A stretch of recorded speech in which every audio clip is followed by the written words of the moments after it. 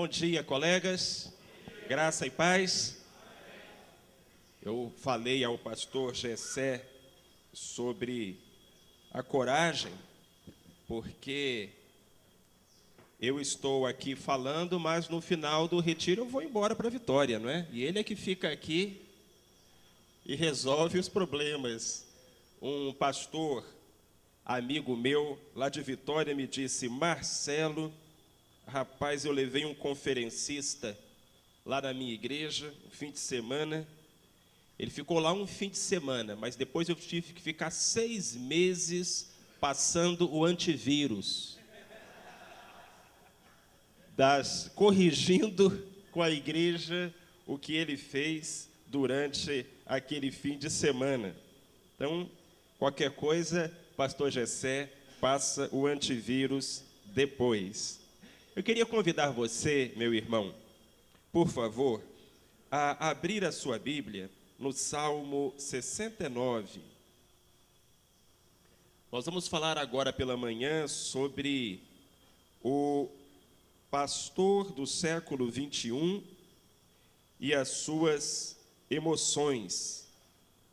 Embora nós não leiamos o Salmo 69 todo, nos seus 36 versos, nós vamos conservar a nossa Bíblia aberta nessa página e considerar vários dos versos do Salmo 69. Começando com a leitura do verso 1 ao verso 7. Davi diz assim: Salva-me, ó Deus, pois as águas me sobem até ao pescoço.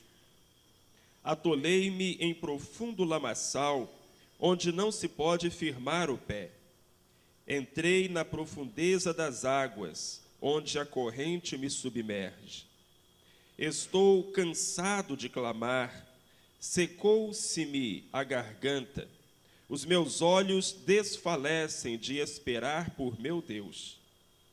Aqueles que me odeiam sem causa são mais do que os cabelos da minha cabeça.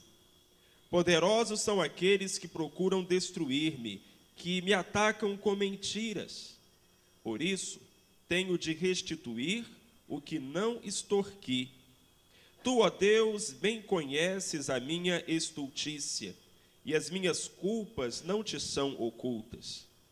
Não sejam envergonhados por minha causa aqueles que esperam em ti, ó Senhor dos exércitos. Não sejam confundidos por minha causa aqueles que te buscam, ó Deus de Israel. Porque por amor de ti tenho suportado afrontas, e a confusão me cobriu o rosto. Bendita seja a palavra de Deus que nós acabamos de ler. Que o Senhor a aplique à nossa vida e ao nosso coração. Nós temos um privilégio como pastores, que é o privilégio de sermos pastoreados, ainda que à distância, por homens como Elias e como Jeremias. Esses pastores do passado, que tiveram as suas histórias registradas na Bíblia, nos ensinam tantas lições. E um dos pastores que nos pastoreia à distância, sem dúvida, é Davi. É um privilégio podermos contar com os salmos de Davi, porque ali, com uma transparência e uma coragem incomuns, ele abre o coração e fala sobre os dramas de ser um pastor, um rei, um líder. E ao compartilhar conosco as suas experiências, nos ensina, nos dá a oportunidade de aprender com elas e de sermos por elas edificados. Então, ao falarmos esta manhã sobre o pastor do século 21 e os seus sentimentos, as suas emoções, é muito bom podermos contar com as lembranças, com a vida de Davi e o compartilhar das suas experiências. Os pastores hoje vivem à beira de um ataque de nervos. Lloyd Hediger é um conselheiro de pastores lá dos Estados Unidos. Ele trabalha com aconselhamento e o seu ministério é aconselhar pastores. Ele diz que entre os pastores há elevados graus de estresse, acompanhados de níveis inéditos de depressão e de crescente ira internalizada. Uau! Isso é a receita para uma bomba caseira, não é?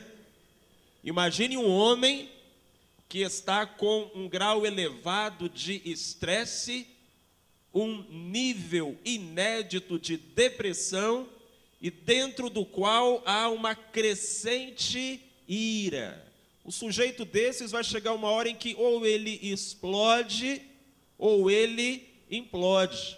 É uma bomba relógio. E quem disse isso foi um conselheiro habituado a tratar pastores. David Fisher, naquele livro que nós citamos ontem, O Pastor do Século XXI, diz que o Ocidente pós-moderno criou um mundo que é hostil para a fé cristã. E isso fez surgir uma igreja, sob muitos aspectos, à sua própria imagem. Em outras palavras, a igreja trata o pastor como o mundo trata o pastor. A visão pós-moderna, aquela filosofia sobre a qual conversávamos ontem pela manhã, adentra a igreja, a mente dos irmãos, e essa igreja, sob muitos aspectos, imagem e semelhança do mundo, trata os pastores como o próprio mundo os trata. Neil Wiseman, em um livro intitulado Despertando para um Grande Ministério, registra este desabafo. Ele diz, como pastor, nosso descontentamento mais legítimo gira em torno de brincar de igreja, de mimar bebês emocionais, de se preocupar com o conforto pessoal, de pregar sermões áridos, de ser controlado por pigmeus espirituais e de viver sob a tirania de agendas selvagens, nas quais não há tempo para orar, estudar ou evangelizar. O desabafo de um pastor, o desabafo de um obreiro. E talvez muitos de nós nos identifiquemos com essas palavras. E nos sintamos muitas vezes frustrados, porque queremos nos dedicar à obra majestosa, grandiosa para a qual o Senhor nos chamou, mas temos que nos ver com todas estas situações. Então, isso dizem os especialistas, isso dizem os escritores. E a Bíblia? O que diz? Em 2 Coríntios, capítulo 4, versículo 7, podemos ler todos juntos? Está projetado aqui à frente? Temos, porém, esse tesouro em vasos de barro, para que a excelência do poder seja de Deus e não de nós. Em outras palavras, Deus está dizendo, não se espante, é assim mesmo. Não se admire de que o ministério coloque sobre você tantas pressões e que tantas vezes você se sinta inadequado e até mesmo frustrado. Pastor é homem fazendo o trabalho de anjo. E isso não pode dar certo, a não ser pela misericórdia e pela ação sobrenatural de Deus. E é por isso que Deus diz que o resultado do ministério pastoral é excelência de poder de Deus e não de nenhum de nós. Temos esse tesouro, a mensagem do Evangelho, para compartilhar, mas esse tesouro de valor inexcedível vai em vasos de barro, frágeis, muitas vezes trincados, quebrados, e que muitas vezes se sentem em conflito. No Salmo 69, nós identificamos com facilidade, nos primeiros versos, um pastor em conflito, um salmista em conflito. Qual era o problema de Davi? Primeiro, ele se sentia em perigo. No versículo 1, Davi diz: salva-me, ó Deus, pois as águas me sobem até o pescoço. Davi estava na pontinha dos pés e a água continuava subindo. Era a sensação de alguém que está se afogando, que grita por socorro. Davi se sentia em perigo. Não apenas isso, mas ele também se sentia sem saída. No versículo 2 ele diz: atolei-me em profundo lamaçal, onde não se pode firmar o pé. Então as águas estão subindo, eu quero correr, eu quero fugir, mas não posso, porque estou atolado. Os meus pés estão presos na lama. Eu não sei o que fazer. Eu não tenho para onde ir. Eu não tenho para onde correr. Eu não vislumbro uma solução. Davi, por isso, se sentia prestes a desistir, a entregar os pontos. No versículo 13, ele diz: estou cansado. Estou cansado. Cansei de clamar, a minha garganta já secou, e os meus olhos, de tanto esperar por Deus, já desfaleceram. É o retrato de um pastor em crise. São as confidências de um pastor em conflito. Eu vejo a minha situação como extremamente perigosa. Eu me sinto impotente, com os pés e as mãos amarrados, e eu estou cansado. E quem está cansado, pensa em desistir. Sentar na curva e dizer: cansei, não brinco mais. E aí a gente se lembra daqueles 1.500 pastores que todos os meses abandonam o ministério pastoral lá nos Estados Unidos, e a gente imagina que muitos deles, ao lerem esses 3 primeiros versos do Salmo 69, diriam: olha, era assim que eu estava, era assim que eu me sentia, esses eram os meus sentimentos, essas eram as minhas emoções, e foi por isso que eu me vi incapaz de seguir adiante. Eu não sei, colega, se você, em algum momento da sua jornada ministerial, já se sentiu como Davi. Já se sentiu, volta um pouquinho, afogado, atolado e cansado. Já se sentiu em perigo, sem saída ou prestes a desistir. Mas quantas vezes a gente se questiona se permanece ou não, se prossegue ou não, ou se de alguma forma, de alguma maneira, uma outra direção para a nossa vida não seria menos sofrida. Eu sei que Davi considerou essa possibilidade. Agora, qual era o problema de Davi? Por que Davi estava nessa fossa toda, nessa tristeza toda? O que estava acontecendo? Haviam 2 dificuldades. O primeiro problema de Davi eram as pessoas. Um filósofo francês chamado Jean-Paul Sartre disse uma vez que o inferno são os outros. E às vezes é exatamente essa a sensação que a gente tem. As pessoas à nossa volta, as pessoas com as quais convivemos, transformam a nossa vida em um cenário de tribulações. E Davi foi um homem cercado por pessoas complicadas e tratado de um modo injusto ao longo de toda a sua vida.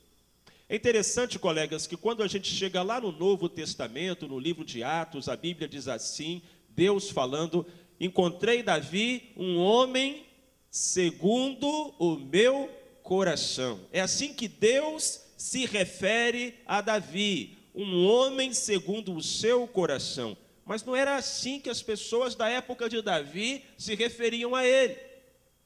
Embora Deus tenha enxergado em Davi um bom líder, um bom servo, um bom pastor, as pessoas que conviveram com Davi pareciam não fazer o mesmo juízo a seu respeito.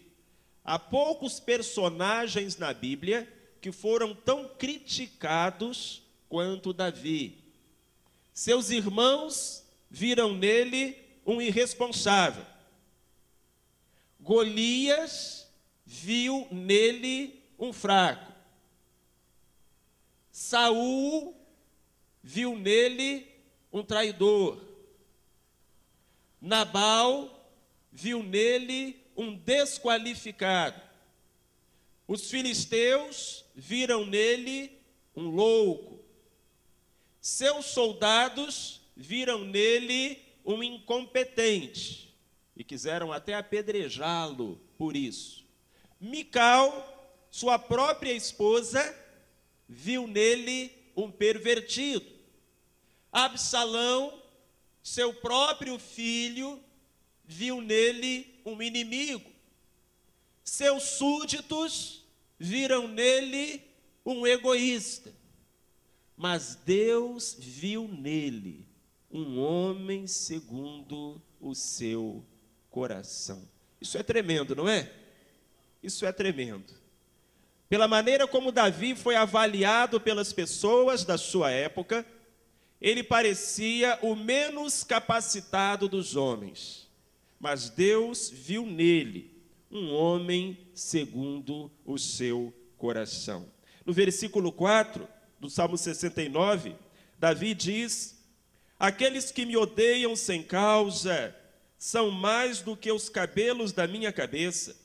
Poderosos são aqueles que procuram destruir-me, que me atacam com mentiras, e por isso tenho de restituir o que não extorqui. Querido, quem escreveu isso foi Davi, mas podia ter sido você. Em algum momento você já se viu nessa situação? Às vezes a gente lê um verso da Bíblia e diz assim: caramba, eu podia ter escrito isso. É exatamente assim que eu me vejo. É exatamente assim que eu me sinto. Muitas vezes, os conflitos do pastor, as emoções feridas do pastor, são por conta daqueles que o cercam, como no caso de Davi, dos seus próprios liderados, das suas próprias ovelhas, ou dos colegas, ou das famílias às quais ele ministra. E muitas vezes o que fere o pastor não são as dificuldades e os ataques que vêm de longe, mas que vêm de muito próximo, de muito perto. São as críticas, são as avaliações injustas, as palavras descaridosas, os julgamentos maldosos, maliciosos, tudo isso aqui pelo que Davi passou. E é uma questão com a qual nós temos que nos haver e que nós aprendemos com Davi. Se eu vou ser um homem segundo o coração de Deus, preste atenção nisso, colega.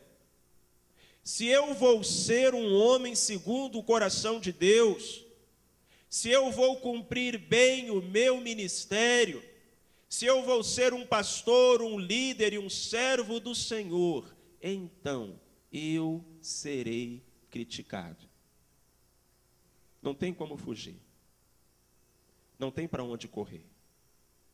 Se você está disposto a fazer a vontade de Deus, isso significa que você vai enfrentar oposição, que você vai receber críticas e que você vai se deparar com situações como essas que Davi enfrentou.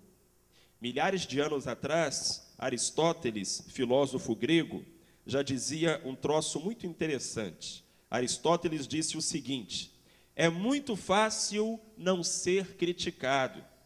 Basta não dizer nada, não fazer nada e não ser nada.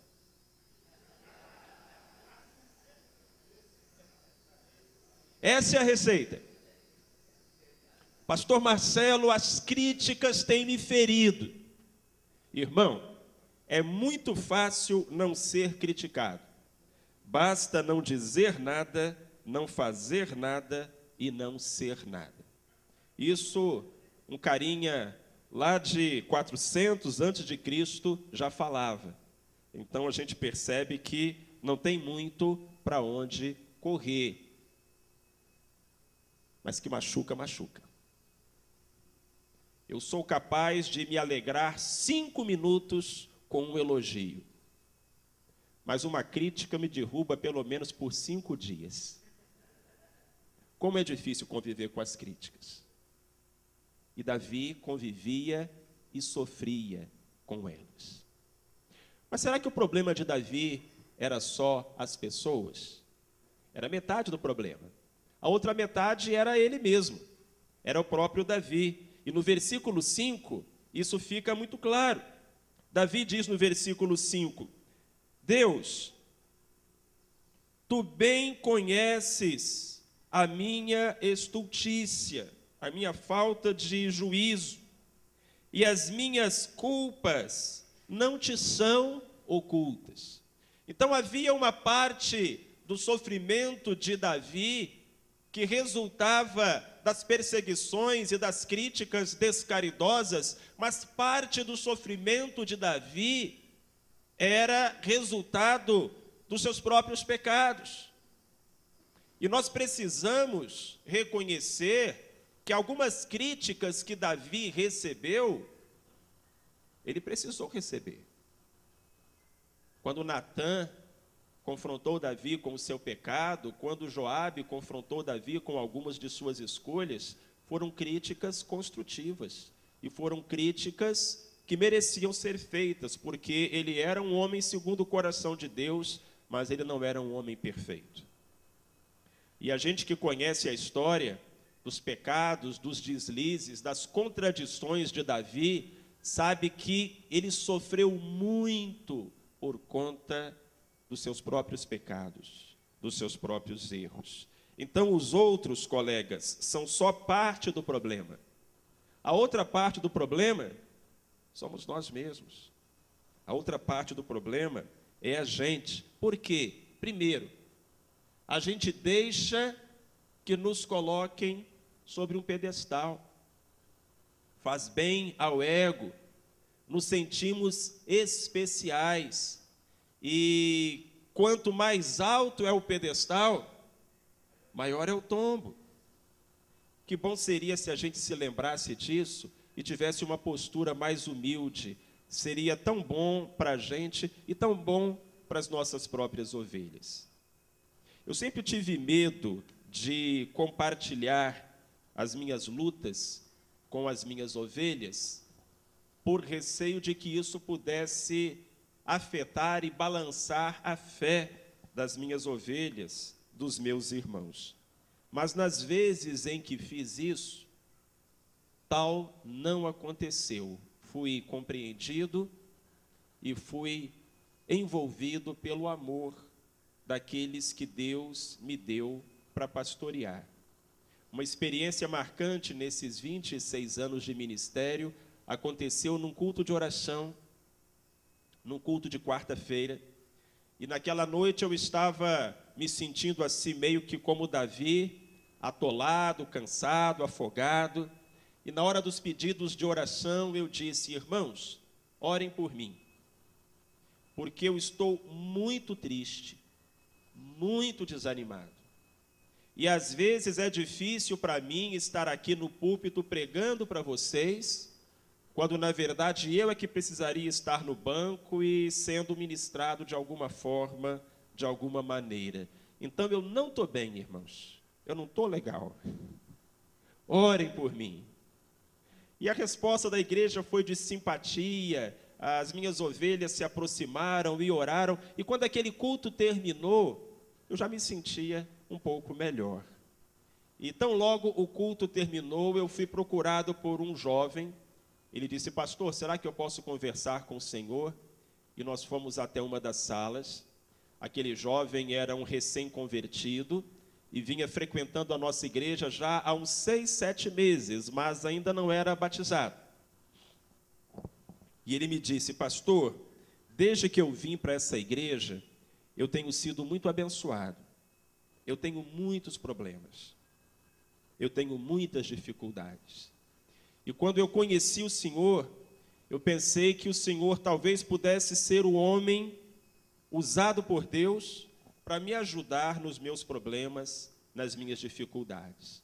Mas eu olhava para o Senhor lá no púlpito e eu pensava: não, esse homem é santo demais. Ele não vai me compreender. Se eu disser para ele o que eu passo, ele vai me julgar e me rejeitar. Então tinha medo de me abrir com o Senhor. Mas hoje, quando o Senhor pediu oração pela sua vida, eu vi que o Senhor é uma pessoa como eu. E que talvez então o Senhor possa entender como eu me sinto e me ajudar. Pastor, será que eu poderia contar a minha vida para o Senhor?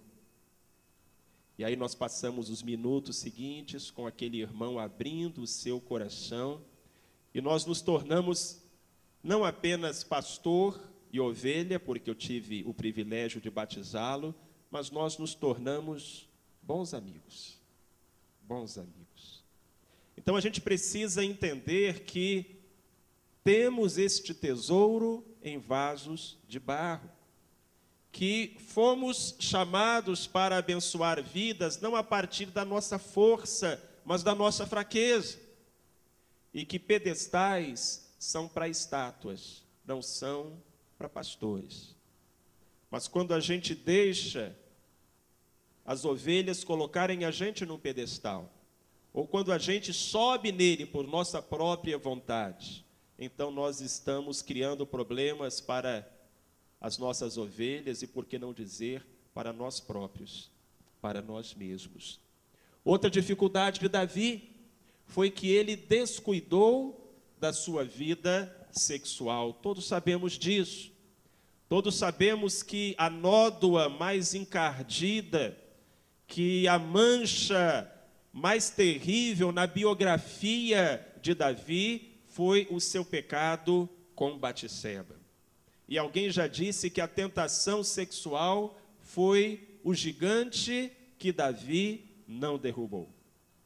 Aquele homem que como guerreiro foi invencível, que jamais voltou derrotado do campo de batalha, perdeu para a sua própria lascívia, para a sua própria carnalidade. Então, irmãos, nós precisamos vigiar. A nossa vida sexual é uma área na qual Satanás concentrará boa parte das suas setas inflamadas. Então nós temos que vigiar. Existem 2 momentos críticos na sua vida em que você precisa estar atento às tentações sexuais. Quando as coisas estiverem muito boas e quando as coisas estiverem muito ruins. Porque quando as coisas estão muito boas, quando você está bombando, quando você está sendo elogiado, você começa a se acreditar, a se achar. E tem gente que se acha, não é? Mas tem gente que se sabe, é pior ainda. E aí você deixa de vigiar. E aquele que cuida estar em pé, cuidado para não cair. Alguns pastores caíram no vício sexual exatamente quando os seus ministérios estavam no auge. Porque é então que você se enxerga como alguém especial, acima do bem e do mal. As regras valem para os outros, que são comuns. Você está acima delas. E quando você pensa assim, é nessa hora que o diabo puxa o tapete debaixo do seu pé. Outra hora em que você vai estar mais frágil diante da tentação sexual é quando tudo estiver muito ruim. Quando você estiver deprimido, quando você estiver triste, acabrunhado, e o diabo vai acenar para você com a pornografia, vai acenar para você com a fantasia, com a possibilidade de um caso, de um adultério, como uma experiência agradável que vai adoçar a sua vida que anda tão amarga. E você vai pensar assim, eu mereço um pouquinho de diversão. Eu mereço um pouquinho de prazer porque estou tão triste, estou tão infeliz, e isso vai fazer com que eu me sinta um pouco melhor. Quando tudo estiver muito bem e quando tudo estiver muito mal, são aquelas 2 horas em que você precisa redobrar a sua vigilância, para que você não seja envergonhado e o inimigo não venha a rir de você lá adiante. Outra questão para a qual nós precisamos atentar, o cuidado com a nossa vida familiar. Davi foi um excelente pastor. Davi foi o melhor rei de Israel. Mas será que nós poderíamos dizer o mesmo a respeito de Davi como pai e como marido? Infelizmente não. Infelizmente não.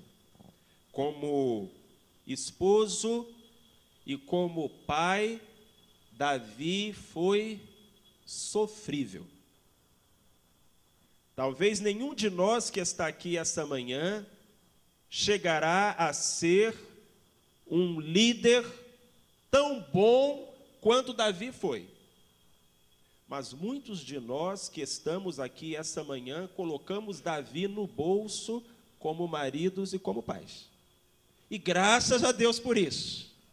Glórias a Deus por isso. Não descuidemos da atenção à nossa esposa, não descuidemos da atenção aos nossos filhos. Me lembro de uma conversa que tive com um pastor Batista, lá do Paraná. Esse pastor compartilhava comigo a sua experiência, trabalhava numa igreja no interior do Paraná, a igreja exigia muito, cobrava muito, ele entregava muito. A esposa reclamava que ele não dava atenção, a filha reclamava que ele não dava tempo, mas ele colocava a família de lado e se dedicava à igreja, porque a igreja cobrava muito, exigia muito. E tanto aquele homem se dedicou à igreja que teve um infarto. E baixou no hospital, teve que colocar algumas pontes. E enquanto aquele obreiro estava no hospital, se recuperando, a igreja realizou uma assembleia extraordinária.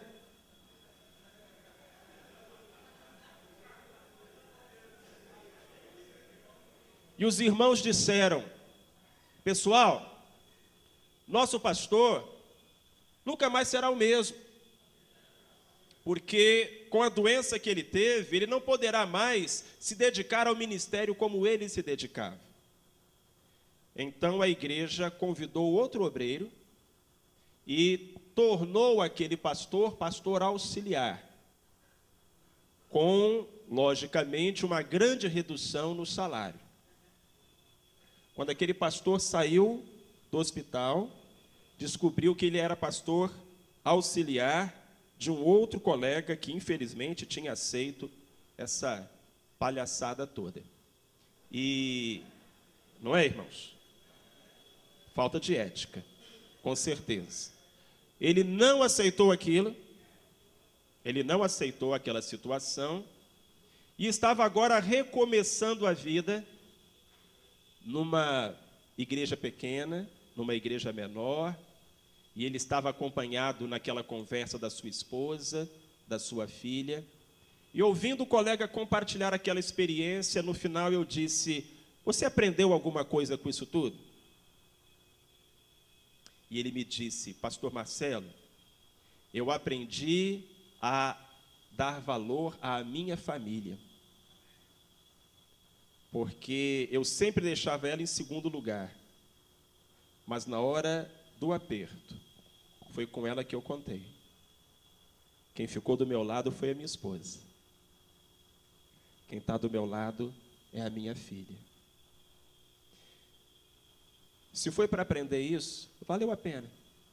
Valeu a pena o infarte, valeu a pena a decepção com a igreja, porque ele não vai repetir o erro que Davi cometeu. E a gente não pode repetir esse erro. Temos que cuidar da nossa família. Casa vem antes de igreja. Lar vem antes de ministério. Outra dificuldade é que nós, muitas vezes, passamos por cima dos nossos próprios limites. É aquela história da síndrome do último homem, da qual falávamos ontem pela manhã. Então, trazemos para cima dos nossos ombros um fardo maior do que aguentamos, deixamos que outros coloquem sobre os nossos ombros um fardo maior do que aguentamos, e aí adoecemos. Então, metade do problema são os outros, queridos, mas a outra metade do problema somos nós mesmos. E aí, quais são as consequências? O que aconteceu com Davi? Emocionalmente abalado, Davi se viu angustiado, fraco, sozinho e triste. Ele fala sobre isso em cada um dos versos. No verso 17, você está com a sua Bíblia aí aberta. No verso 17, ele diz: estou angustiado. No verso 20, ele diz: estou debilitado. Ainda no verso 20, ele diz: esperei por alguém que tivesse compaixão, mas não houve ninguém, sozinho. No verso 29, ele diz: estou aflito e triste. Então, Davi se descobriu isso tudo. Ele se descobriu angustiado, fraco, sozinho e triste. Mas, uma coisa extraordinária, ele se viu também identificado com Cristo. Porque o Salmo 69 é um salmo messiânico. E algumas das declarações de Davi a respeito da sua própria experiência seriam repetidas séculos mais tarde, aplicadas a Jesus Cristo. Versículo 9: pois o zelo da tua casa me devorou. Os discípulos aplicaram esse verso ao episódio quando Jesus purificou o templo.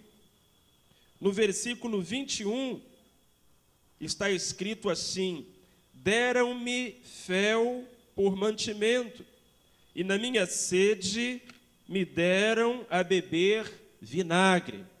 E nós sabemos que essa profecia se cumpriu na cruz do Calvário, na pessoa do Senhor Jesus. O que a Bíblia está nos ensinando aqui, e queridos, isso é extraordinário, é que os nossos sofrimentos, preste atenção nisso, nos deixam triste, angustiado, fraco, solitários, mas eles também nos identificam como o nosso Salvador. A gente não é masoquista, a gente não gosta de sofrer, mas a verdade é que o sofrimento nos torna mais parecidos com Jesus. O apóstolo Paulo dizia: eu trago no meu corpo as marcas do Senhor Jesus. E de uma maneira misteriosa, sobrenatural, os nossos sofrimentos completam o cálice dos sofrimentos de Cristo. O nosso sofrimento imperfeito vai para o mesmo cálice em que esteve e estará contido o sofrimento do nosso Senhor e Salvador. E a Bíblia usa essa expressão: nós completamos a medida dos sofrimentos de Cristo. Davi descobriu isso. Davi descobriu que as suas emoções em frangalhos o deixavam triste, angustiado, só, oprimido, mas também faziam ele mais parecido com o seu Senhor, mais parecido com o seu Salvador. E isso é algo que a gente tem que valorizar. Da mesma maneira que a pérola só é produzida quando a ostra é ferida, as maiores e mais belas joias que nós haveremos de apresentar ao nosso Salvador lá no céu, terão sido produzidas pela aflição na nossa carne, na nossa alma. Mas o que a gente faz? Vamos caminhando aí para a conclusão. O que Davi fez, né? O que Davi fez? Primeiro, Davi reclamou, chorou e desabafou. Eu acho que isso está muito claro a essa altura. Que no Salmo 69, Davi está colocando a boca no trombone. Dizem que o bom cabrito não berra, mas Davi berrou. Ele abriu a sua boca, ele abriu o seu coração e disse: Senhor, não está dando, está difícil, está pesado, não estou aguentando, estou me sentindo afogado, atolado, angustiado. E Davi abriu o coração. Querido, não subestime o valor de um bom desabafo. Não subestime o valor de um bom desabafo. Encontrar alguém com quem abrir o coração, com quem compartilhar a luta, falar despreocupadamente das consequências, chorar, gemer, gritar, é bom demais, é terapêutico. E foi por isso que Davi venceu, porque apesar de todas as dificuldades, ele estava sempre disposto a abrir o seu coração, quase sempre com o Senhor, quase sempre com o próprio Deus. Então Davi fez aquilo que ele já estava acostumado a fazer, gritou, desabafou, reclamou, chorou, e não tem problema fazer isso. Se é para chorar, chora ao pé da cruz. Se é para chorar, chora ao pé da cruz. E aí as suas lágrimas serão para regar a sua fé e confortar o seu coração, como diz a música. Davi fez isso, e nós seremos sábios se fizermos também. Mas Davi não parou por aí. Ele lançou mão do kit de sobrevivência do crente. A gente tem um kit de primeiros socorros, um kit de sobrevivência que nós conhecemos bem: oração, jejum, louvor. E Davi lançou mão desses recursos. No versículo 13, ele fala da oração. No versículo 10, ele fala do jejum. E no versículo 30, ele se refere ao louvor. E o que acontece? Davi passa por uma experiência de cura e de restauração. O Salmo 69 não termina do jeito que começa. Ele sofre uma virada, uma mudança extraordinária, principalmente a partir do verso 30. Depois que Davi desabafa, depois que Davi ora, jejua e louva, há uma mudança no estado de espírito, há uma mudança no estado emocional daquele homem.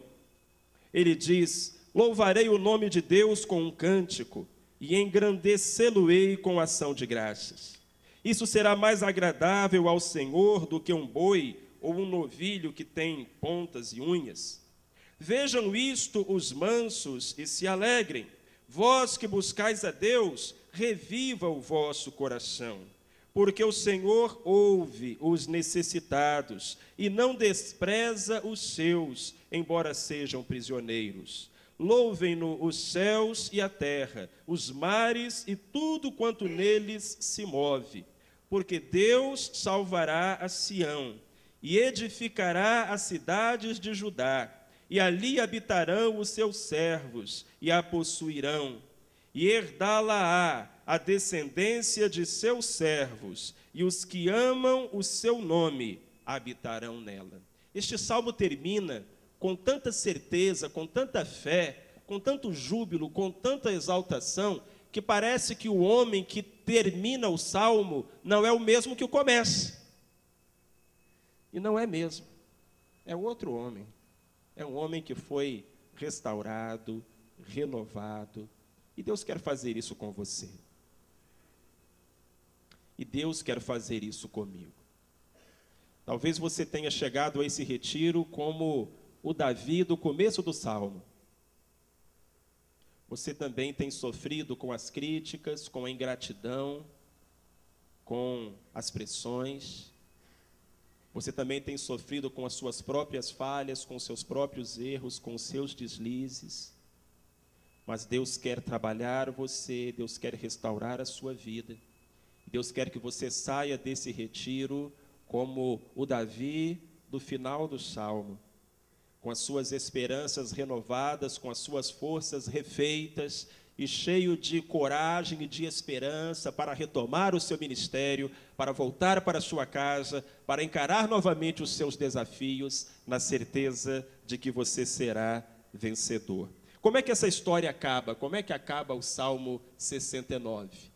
Davi celebra o reavivamento, no verso 32, a salvação, no verso 35, a conquista, no verso 36, e a alegria, no verso 32.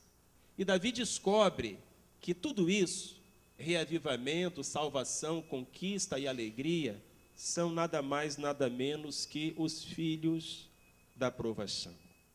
Estudando a Bíblia, eu descobri algo que chamou muito a minha atenção. Deus não cria a alegria do nada. A Bíblia diz que Deus criou o universo do nada. Os céus e a terra deu ordem e logo foram criados. Haja luz e a luz se fez.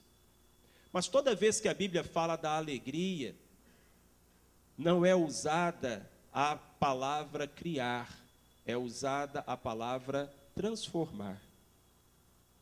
Deus cria a alegria a partir da tristeza, da prova, da dificuldade, da derrota. São coisas que Deus usa, que Deus maneja, que Deus recicla para a nossa alegria. E Davi descobriu isso. Davi descobriu que a provação nada mais, nada menos é do que a matéria-prima, o barro com o qual Deus molda o vaso da felicidade. Assim como ele extraiu a alegria do domingo da ressurreição da tristeza de uma sexta-feira agonizante. Deus vai transformando as nossas lutas, os nossos deslizes, as nossas dificuldades em superações e usando este material tão difícil, tão áspero, tão cheio de pontas, tão desagradável, Deus vai usando esse material para compor a nossa alegria. Deus criou o mundo do nada, mas Ele cria a alegria a partir de algo que já existe, a tristeza. A tristeza é a matéria-prima da alegria. Segundo Timóteo, capítulo 2, versículo 12, está aqui projetado à frente, vamos ler juntos? Se sofremos, também com Ele reinaremos. A gente quer reinar com Ele, não quer? Amém? Então, irmãos, a gente vai sofrer. A gente vai sofrer. Não porque a gente goste, mas porque o sofrimento atende a um propósito. E a gente vai enfrentar as críticas, a gente vai enfrentar as ingratidões e as injustiças, a gente vai enfrentar as perseguições, a gente vai enfrentar as nossas próprias falhas, incompletudes e dificuldades, porque aqui a gente quer reinar com Ele. E só tem um jeito da gente reinar com Ele, é sofrendo com Ele também.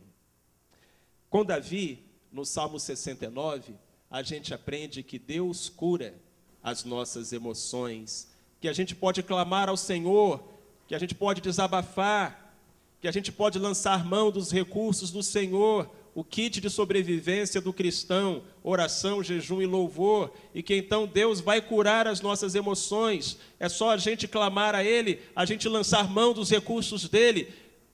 Mas isso é só parte da história. Deus não apenas cura as nossas emoções, mas Ele usa as nossas dores.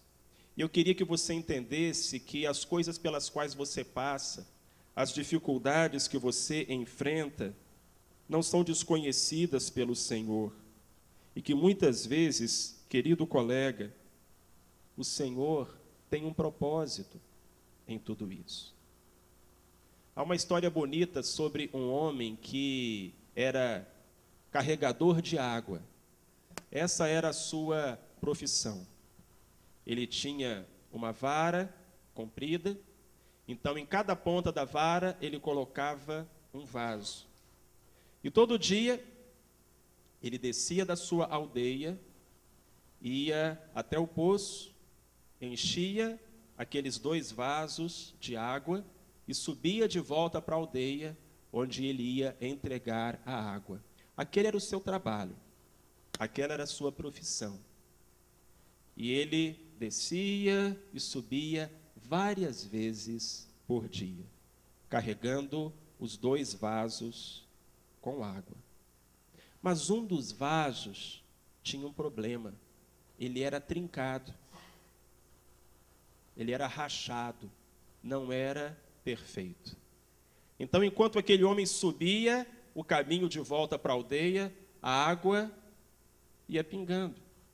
Resultado, quando ele chegava lá em cima, o vaso não estava cheio, como o outro, e então ele perdia dinheiro com isso, porque era menos água que ele tinha para vender. E aquilo por anos, décadas. E depois de muitos anos, de décadas, aquele vaso trincado, quebrado, o vaso que gotejava, se sentiu triste e culpado.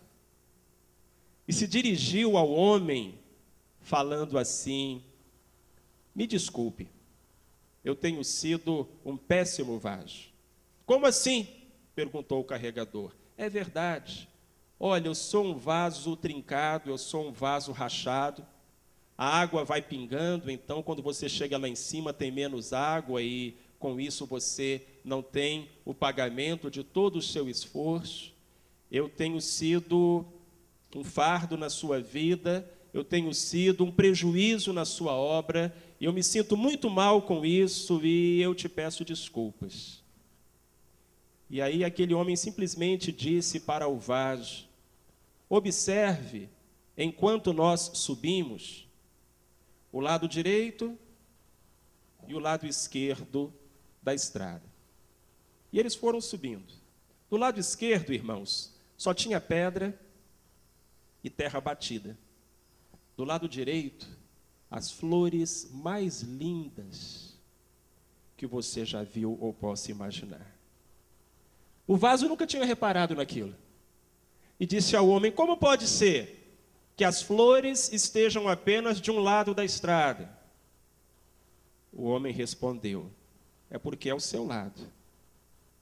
É a água que pinga de você, que rega esse lado do caminho. As flores só estão aqui porque você é um vaso quebrado, porque você é um vaso partido. E, meus irmãos, nós somos esse vaso. Nós somos esse vaso. As flores só estão lá porque nós somos do jeito que somos. Deus poderia ter usado anjos. mas resolveu usar a gente. E de um modo milagroso, de um modo que só Ele é capaz, as nossas imperfeições, lutas e fraquezas acabam por concorrer para que esse mundo fique mais bonito, para que a vida das pessoas fique melhor e para que o nome do Senhor seja engrandecido. Pastor, há flores por onde você passa. Pastor, há vida por onde você passa. E você tem abençoado famílias, você tem abençoado casamentos, você tem abençoado vidas. Há pessoas que estarão no céu porque Deus usou você. Há casais que hoje estão juntos porque Deus usou você.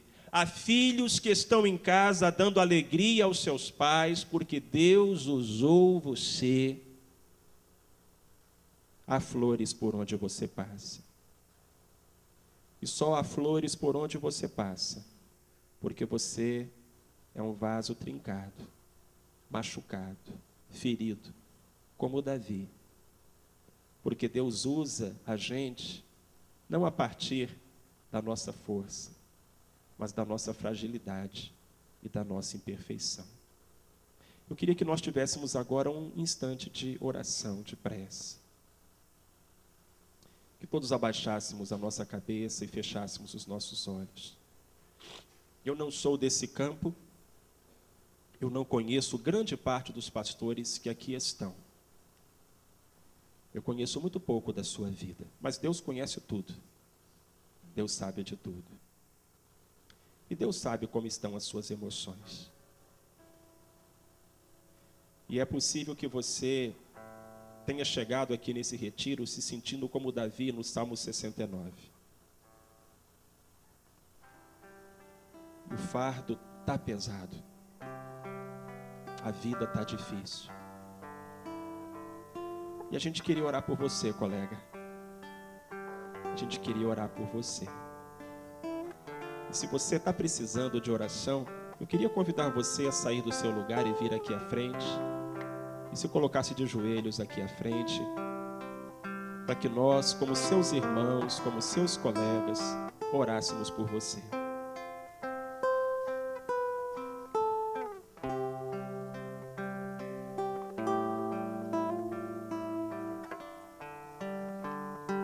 Talvez você esteja se sentindo como aquele vaso da história. Eu sou um vaso quebrado, eu sou um vaso partido. Eu sou tão imperfeito, eu estou tão machucado. Mas olha, é isso exatamente o que Deus usa. Isso não significa que você esteja fora da vontade de Deus. É possível estar dentro da vontade de Deus e ser um vaso partido, e ser um coração machucado. Mas Deus quer. E Ele vai continuar usando você. Queria convidar os colegas que não estão de joelhos para se colocarem em pé, estenderem as suas mãos e abençoarem agora aqueles que estão de joelhos. Você vai se colocar de pé, vai estender a sua mão e vai abençoar o seu colega. Senhor Deus, abençoa o meu colega, abençoa o meu irmão. Ele é um vaso de honra, mas é um vaso de barro. Senhor, ele é um homem de Deus, ele é um homem segundo o teu coração, mas ainda assim é um homem. Senhor, ele é frágil, sua alma sangra, seu coração padece, seu espírito se angustia com os problemas, as dificuldades. Tantas vezes, ó Deus, com um esforço que parece não recompensado, com um ministério que parece tão árido, tão difícil, com palavras que soam tão descaridosas, tão injustas aos seus ouvidos e ao seu coração. Ó Deus, ele é um homem, ele é também um esposo, ele é também um pai, ele tem também uma família pela qual zela e na qual tantas vezes existem problemas, dificuldades. Ó Pai, estende a tua mão sobre a cabeça e sobre a vida do meu colega e abençoa-o nesse instante com a tua graça, a tua paz, a tua restauração. Enxuga suas lágrimas, sara a chaga aberta do seu coração, renova suas forças, Senhor. Que ao sair deste retiro, ele saia tratado, curado, restaurado pelo Senhor, e com os olhos abertos para enxergar quão grande, quão maravilhosa é a sua contribuição para o reino de Deus e para tantas vidas que são abençoadas por ti através dele. Que tu guardes o meu colega, Senhor, na palma da tua mão. Que tu o protejas de todas as setas inflamadas de Satanás. Que ele seja honrado e não envergonhado. Que ele coloque um sorriso no teu rosto e faça o inimigo ranger os dentes de ódio. Senhor, que o teu nome seja glorificado na vida do meu colega e Satanás na vida do meu colega seja envergonhado. Senhor, que tu concedas a vitória a este teu filho que é pastor. Em nome de Jesus. Amém. Dê um abraço no irmão que está do seu lado e diga assim: Jesus te abençoe.